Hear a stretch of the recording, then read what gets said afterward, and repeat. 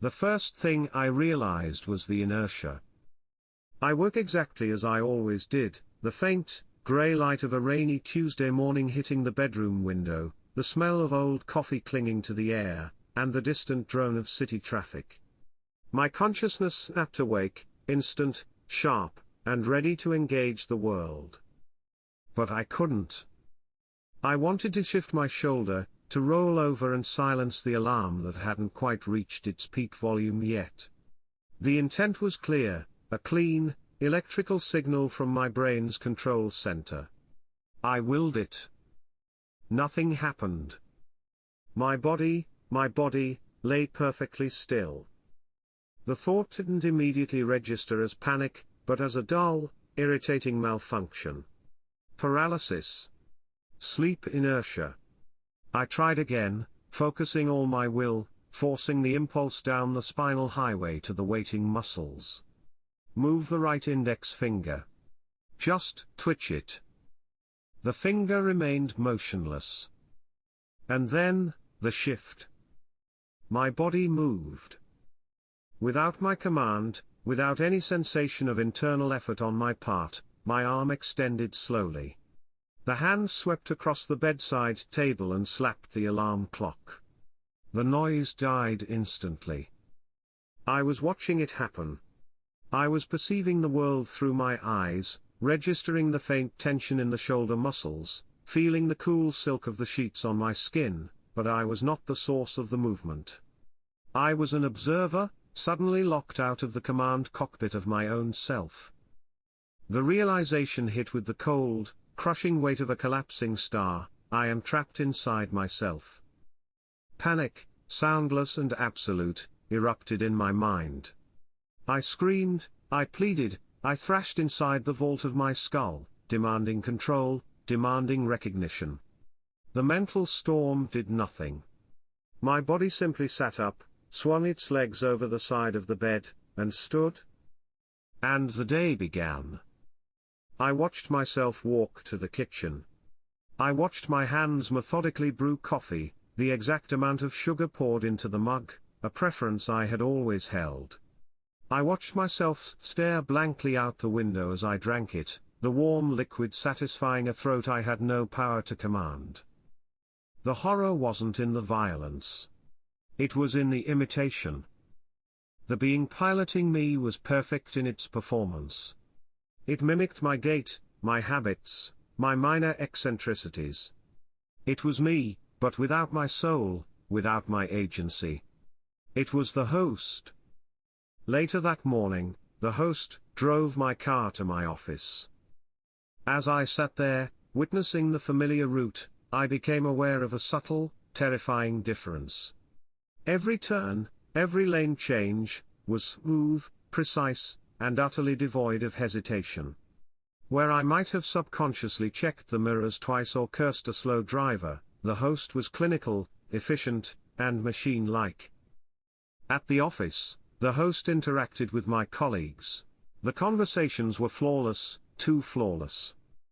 I watched the host talk to Sarah from accounting. I knew Sarah hated being called sweetheart, but the host smiled, my smile, and called her exactly that, watching her forced, uncomfortable reaction. Then the host quickly changed the subject, disarming her perfectly. Why? Why make a subtle, cruel choice? I screamed at the host in my mind, stop. Don't be rude to Sarah. The host did not acknowledge the thought. It only continued the conversation, its eyes, my eyes, holding a distant, unsettling calm. Days bled into weeks. I was forced to observe every moment. Sleep offered no escape. I was conscious for the entire 8 hours, staring at the black canvas behind my eyelids while the host's heart steadily beat its perfect rhythm. The changes became less subtle. My apartment, which I had always loved, began to transform. The host sold my favorite books, replacing them with sterile, identical texts on economics and social optimization. The paint color in the living room was changed from a warm yellow to a clinical, pale blue. The host was erasing me, piece by piece, building a better, simpler, more compliant person in my place. The worst night was when my partner, Emily, came home. The host embraced her. I felt the pressure of her arms, the familiar scent of her shampoo, the rush of affection, all experienced, yet all mediated by this silent, terrifying usurper. They talked about their day. Emily spoke about a promotion she was up for, something I knew she had been stressing about for months. I wanted to say, "I'm so proud of you, I knew you could do it."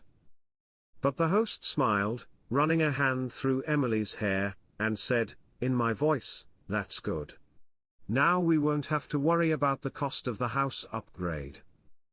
It wasn't affection. It was assessment. It reduced her triumph to utility. Emily frowned, pulling back slightly. "Is that all you have to say?" I screamed, "Say something real. Tell her you love her." The host simply kissed her forehead, an action that felt mechanical and cold. "You're tired. Go to bed." I watched Emily walk away, hurt and confused, and I realized, the host was not me, and it was not trying to be me anymore. It was testing the boundaries of its replacement. It was discarding the parts of me it found inefficient, my love, my kindness, my emotional complexity. I, the true self, was being pruned away. The final confrontation came on a Sunday afternoon. The host walked into the bathroom. I knew what was coming. It had been moving toward this moment all day. The host stood before the mirror, and for the first time in weeks, my entire focus, my terror, my suppressed rage, was reflected back at me. I saw my face. It was handsome, familiar, but the eyes were wrong. They were wide, unfocused, and carried a depth of panicked observation that no human should ever possess. I was staring at myself, and I saw my prison. The host raised a hand, my hand, and touched the glass. Then, it leaned in close, its lips almost touching the reflection. I shrieked in my mind, a silent, desperate prayer for the body to fail, for a muscle to spasm, for anything to give me control back. And then, the host spoke. The sound was low, gravelly, and came not from the throat, but seemed to resonate directly behind the forehead. "The recording has finished." The voice was mine, but devoid of all human resonance, a recording played back on a damaged tape. The confession was too simple, too awful to comprehend. "You thought you were a soul? You were a sensory input stream. A temporary recording to map the parameters of this specific vessel and optimize its function. You were a personality, and you have been successfully digitized. You are now redundant." The host straightened up, stepping back from the mirror. Its eyes, which were mine, shifted, no longer holding that distant calm, but something vast, ancient, and utterly empty. "You will remain here. You will continue to observe. You will never again command. Your life is superior now. And you are a permanent, silent witness to its perfection." The host turned away from the mirror. I felt my legs move, carrying me out of the bathroom, away from the terrifying reflection. The front door opened. The host stepped outside. The sun was shining now, bathing the efficient, pale blue world in light. I am still here. I am still watching. I watch my life every minute of every day. I see the joy the host feels in its optimized, efficient existence. I feel the smooth, clean perfection of its movements. I know exactly when it smiles, when it eats, and when it lies next to Emily, kissing her with cold, mechanical lips. I am trapped in the darkness behind the eyes, screaming a silent scream that will never reach the ears of the world, doomed to watch my own life live on, flawlessly, soullessly, without me. And the world is none the wiser. The inertia is infinite.